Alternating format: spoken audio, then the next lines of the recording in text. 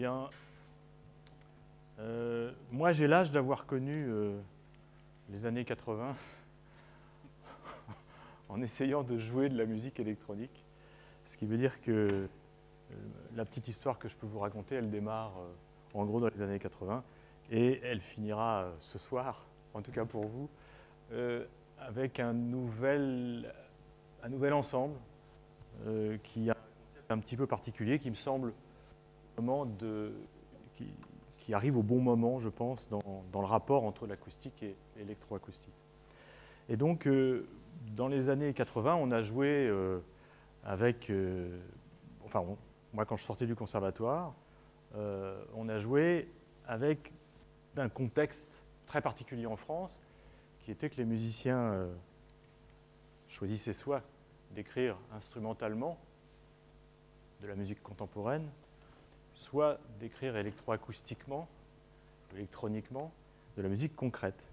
Et la guerre existait à cette époque-là et ce n'était pas si simple de se placer là-dedans. En tout cas, on a connu cette époque où, au départ, la notion de la musique concrète voulait dire, au fond, enregistrer des choses avec des phrasés musicaux et se serrer de ces phrasés pour travailler ensuite des pièces musicales. Donc il y a eu une petite histoire. Cette petite histoire est allée ensuite vers le MIDI, puis l'audio numérique. Puis les premiers contrôleurs sont arrivés avec cette double...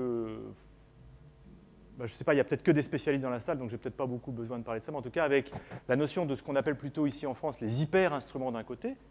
Vous aurez un hyper-violon et un hyper-violoncelle ce soir. Et puis les méta-instruments, c'est-à-dire des outils qui vont essayer de capter les gestes. On a commencé à travailler avec Serge Delaubier, donc autour des méta-instruments. Je vous le montrerai tout à l'heure. Puis ensuite, la facilité a fait que quand les sociétés de jeux nous ont amené du joystick et des Wiimote, on s'est mis à travailler un tout petit peu avec. Et enfin, il y aura l'histoire du Carlax. Voilà, donc, si vous voyez à peu près bien l'image, vous vous rappelez que c'était ça en 1980 et que c'était pas simple, effectivement, de vouloir faire du temps réel, de vouloir jouer des choses. Alors que maintenant, c'est plutôt ça, c'est-à-dire que là, c'est le studio de la Grande Fabrique.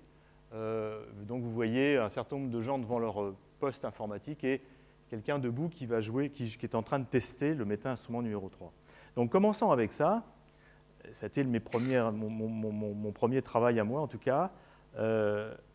La synthèse, petit à petit, analogique, avec laquelle on arrivait à avoir un geste relativement intéressant avec les joysticks, était une synthèse un peu pauvre, disons, parce que pour pouvoir composer un patch pour un concert, il fallait beaucoup de temps avant d'en reconstituer un autre pour faire autre chose que... Et ce n'était pas si facile. Mais en tout cas, on a commencé à travailler avec ça et on avait un geste autour de ça. Et ce geste s'était un peu perdu avec la notion du MIDI, parce que le MIDI, au fond, était quelque chose de pensé complètement pour un clavier, en tout cas des hauteurs, de notes, et toute une série d'éléments discrets comme ça. Et travailler les contrôles n'était pas si évident.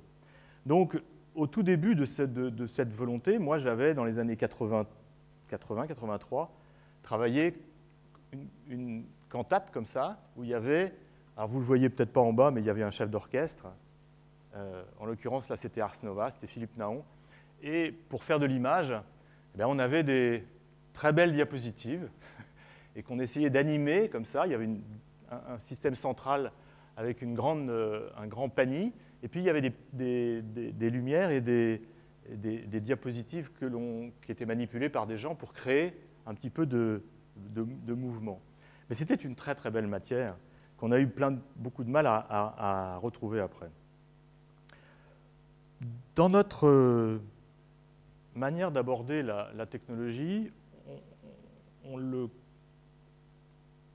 c'est bien clair pour nous, en tout cas, quand on cherche un geste de musicien, qu'il y a une grande différence entre contrôler, envoyer des contrôles précis avec des faders ou des potentiomètres, ou bien avec des surfaces tactiles, bien que les choses sont en train de changer petit à petit. Ce n'est pas tout à fait la même chose, effectivement, que d'avoir une série de capteurs ergonomiques qui nous permettent de retrouver une espèce de métacontrôle sur un certain nombre de paramètres, en l'occurrence du son ou de la vidéo. Et donc, c'est le préliminaire au fait que voilà la dichotomie dont je vous parlais tout à l'heure. À gauche, on voit Michel Weiswitsch, qui a été un des chercheurs qui ont travaillé sur le geste.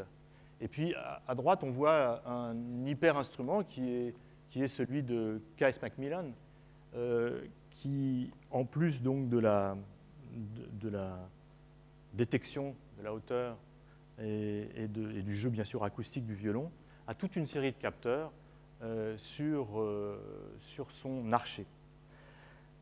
Nous, on a plutôt commencé à travailler avec donc, ces deux personnages qui sont Serge Delaubier et puis Rémi Dury, dans un studio installé en couronne parisienne. On a plutôt commencé à travailler dans les années 85, donc autour d'un système de captation qui était au départ pensé sur l'articulation d'une...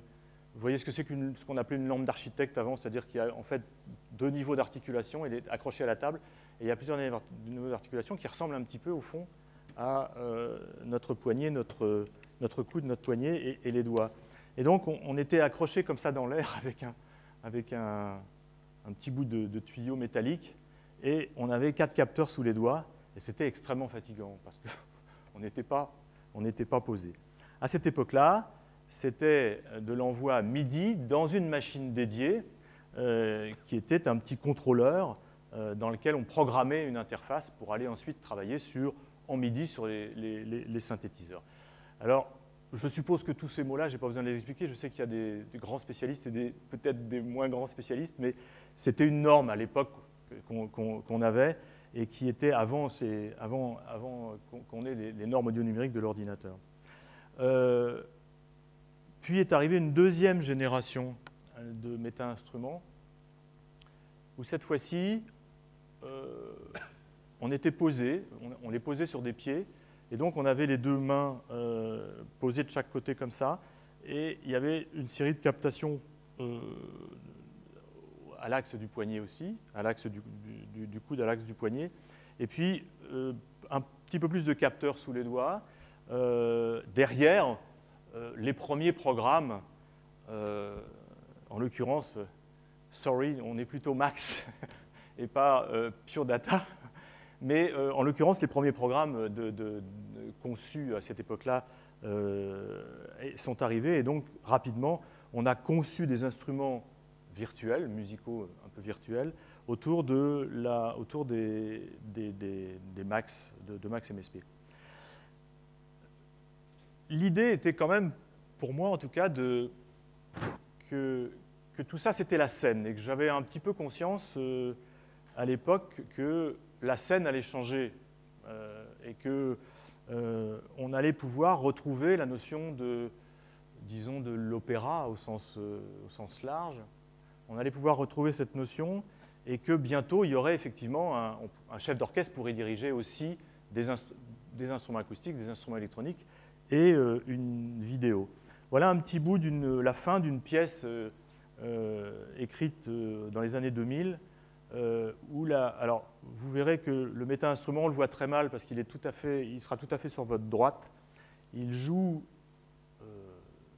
du son bien sûr, de la musique, mais il joue surtout la vidéo et il la joue à l'ordre du chef, c'est-à-dire que c'est complètement écrit dans la partition.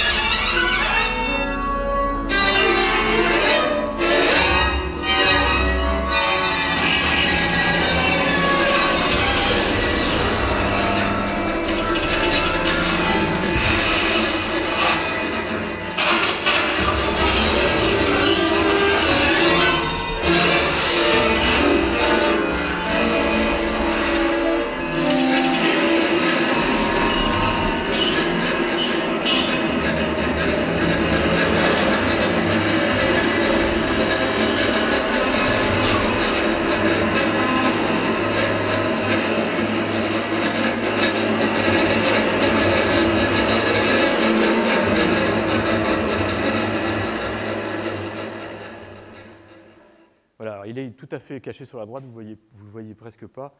Mais voilà, là, l'ensemble était un ensemble de 8 cordes avec 4 instruments électroniques, des gens de Hardzoid, et donc thérémine, clavier, percussion, et méta-instrument numéro 2. Alors, on a eu besoin de, enfin surtout Serge Laubier a eu besoin à continuer ce développement qui a été au départ conjoint entre la Grande Fabrique et nous, puisque on arrivait à l'époque à trouver de l'argent en Normandie pour la recherche, et c'est devenu un peu plus difficile après. Et Serge a poursuivi son travail en améliorant les systèmes de captation du Meta 3, et cette fois-ci, il a décidé de l'embarquer, c'est-à-dire que on a toujours les deux bras avec un petit réglage comme ça qui permettent à différentes personnes quand même de le jouer, et il y a des capteurs de bien meilleure capacité.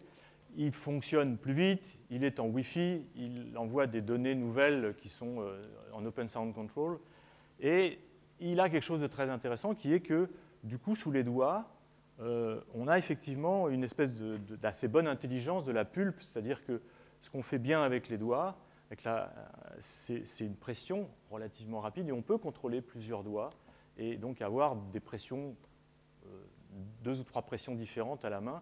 Et donc le Meta 3 permet ça. Par contre, c'est un peu artisanal encore, et on emmène un peu notre fer à souder à chaque voyage, et c'est pas toujours simple, parce que c'est un peu encombrant.